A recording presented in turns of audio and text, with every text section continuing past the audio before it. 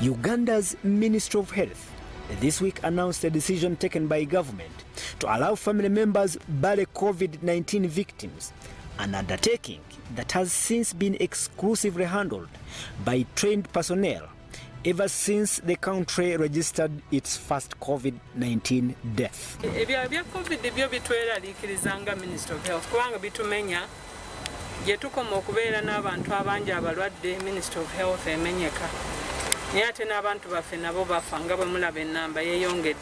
The decision was taken in order to guarantee safety and protection of communities from contracting the coronavirus from dead bodies. To facilitate this arrangement, a health team that specializes in burial arrangements for highly infectious diseases was trained and mandated to help the government in handling COVID-19 fatalities.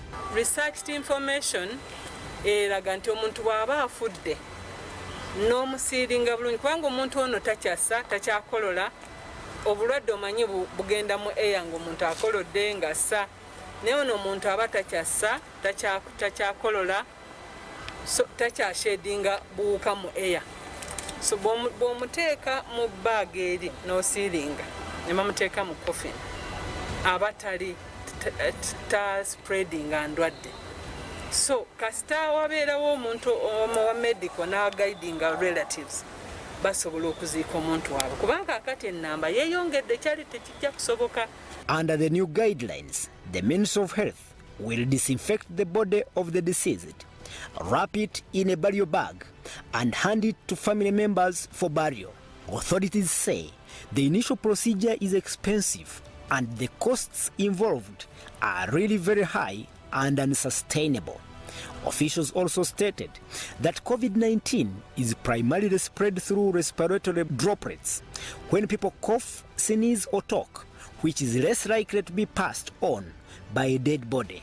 They also note that the risk of droplet transmission of COVID-19 after death has been proven to be minimal, and therefore, if the body is well packaged, the burial can be safely undertaken by ordinary locals. However, some health professionals criticized the move by government, saying coronavirus is highly infectious and this will put communities at risk. More so, within a society where cultural and religious norms are highly upheld, and with no one to monitor locals, there could be no guarantees that dead bodies of COVID-19 will not be tampered with. Of course, they have said that it is very costly for them to keep burying because if many people are dying right now, I think over 100 have passed away, and I don't know what the cost of each burial is. Could mean a lot of savings to them. But you know, COVID-19 caused a lot of money to be released, and we are not too sure where that money has gone. I thought I would see about 100 ambulances at once, this being a campaign season. I wanted to see the president opening a mega ICU center in my home city, Lira Regional Referral Hospital. I wanted to see things like that. I wanted to see the president passing a parade of 1,000 doctors and 5,000 nurses, the same way he passes a parade of police officers or army officers during the, or just about the time of the campaign. I have not seen that one. So where has that money gone? This is number one. Number two is the scientific basis or the health risks associated with the families burying their own when they have died from COVID-19. The risks are high that, you know, these families may not be able to handle the body in a hygienic manner. And therefore, ministry should do better to train these families. Okay? But also provide protective gear. If you see those guys, how they are dressed in full suits, I do not see families dressing like that, especially the poor families. And yet they are Ugandans in whose name we say we are collecting the taxes and budgeting. So as a state, are we abdicating our duty from handling highly infectious diseases? Unless there's a scientific basis, I'm yet to see that paper which says as soon as you die, the body is no longer infectious. But what we know from Ebola, this was not the case. And in fact, burials which were not hygienic or scientific in West Africa were a very big source of infections because of the nature of coming together, of course, but also how the body was being handled, in that Ebola was in the fluids of the dead body. So we need to really think about this thoroughly. And this is the Limelight.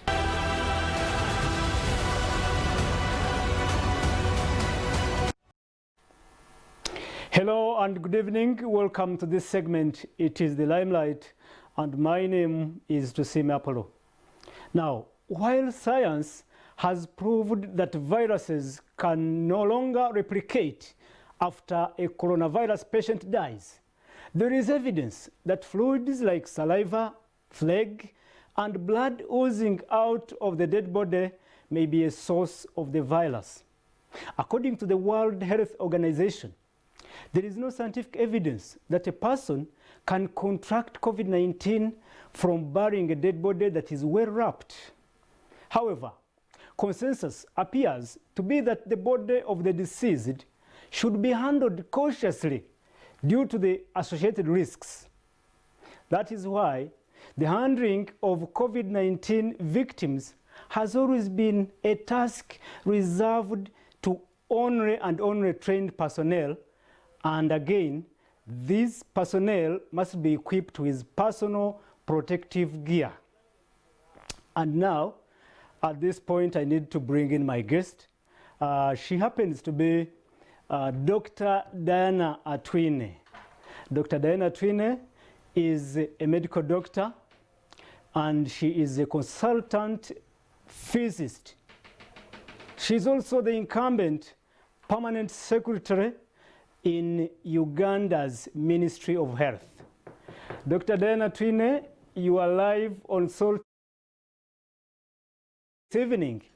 I would want you to take us through the guidelines and the associated risks and how those risks probably are going to be handled to avoid situations where family members will contract COVID-19 through this process of burying the dead due to COVID. It's true, COVID is highly infectious disease, and that's why when we are treating the patients with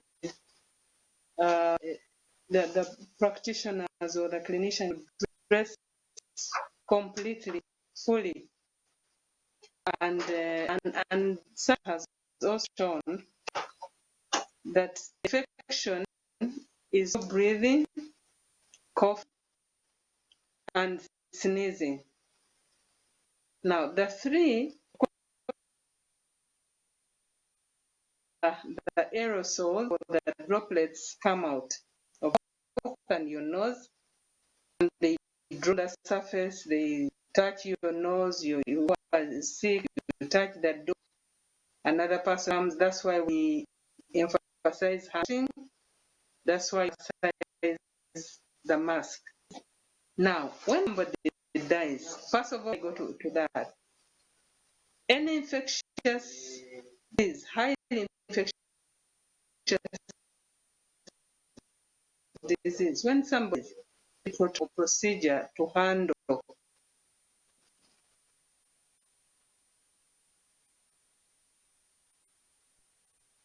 the dead, because Signal is not so good, and we'll be getting back and connecting with Dr. Dana Trine there.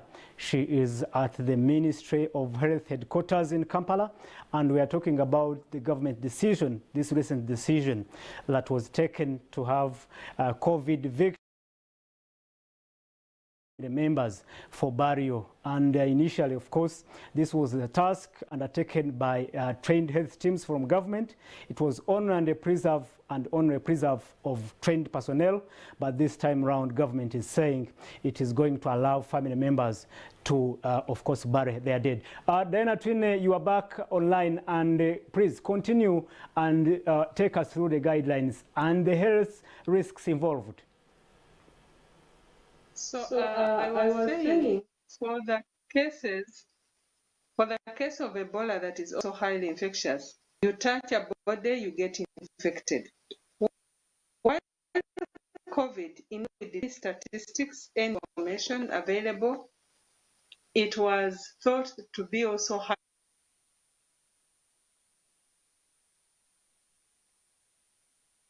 for the people to handle the body and bury.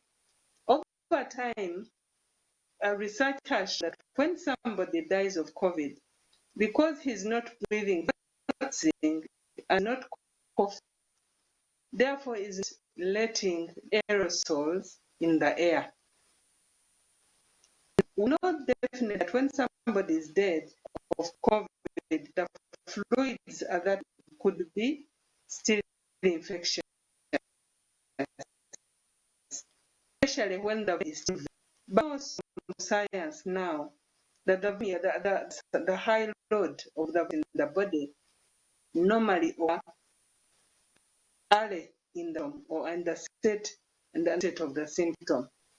By the time someone, for example, is in for over 1 week or 2, in most cases the virus has gone on. Therefore, even in the fluid of that day is very intense.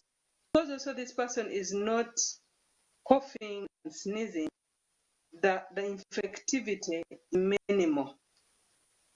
Therefore, we are guiding and we wrote guidelines that they are available for the population, for our works also in the districts and elsewhere to take note. First is that we guide when somebody dies, there should be an effort to make sure that we minimize handling of the body by bare hand. We need also to provide there are those white bags, show you there in the video where the dead bodies were. So those polythene bags, they are able to seal. They're able to seal the body, and they can be placed in the coffin, and is very first of all to ensure that there is no leakage of fluid. There is no leak of the on anything body to the hands of the people who are handling. But also we have been encouraging our medical teams out there in the where like any day come and guide the people how to do the body properly. This was not going to be possible because as now we have entered community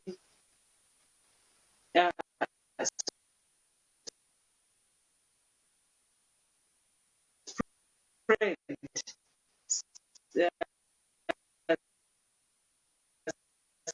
stage 4. We are going to know people from one player. Therefore, we need to think on how to make it, but at the same. And research really has shown that the body minimally infect, it is handled properly, it is sealed in the bag, and it is put in, and people don't open and touch. The people can carry that body and bury remaining there. Therefore, that's why we want that is to bury your loved one and you do not contract disease, as long as you are guided how to do it.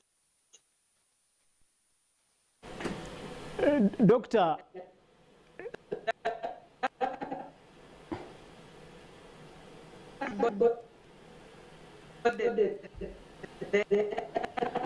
okay, Dr. Dana, I hope you can hear me well.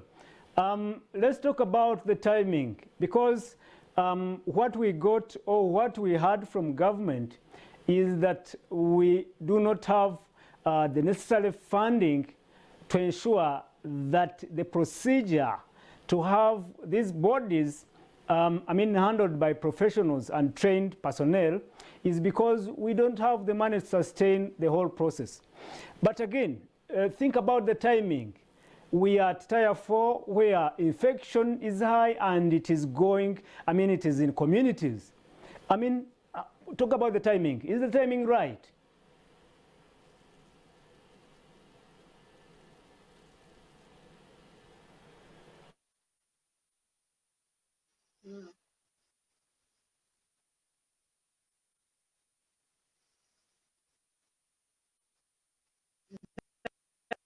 The time definitely is, it is,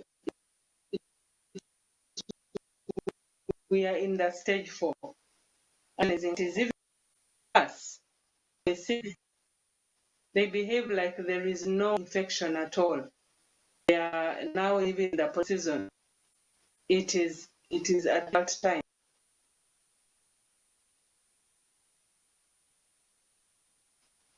But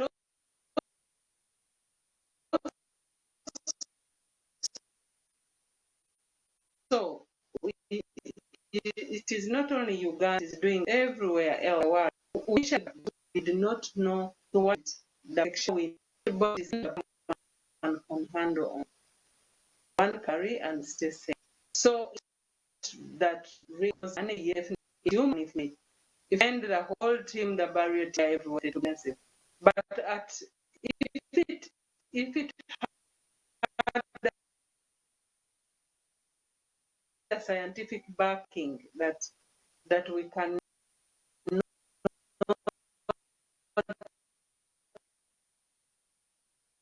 Doctor, because of time and I must let you go, we will of course get some other time to talk about the guarantees.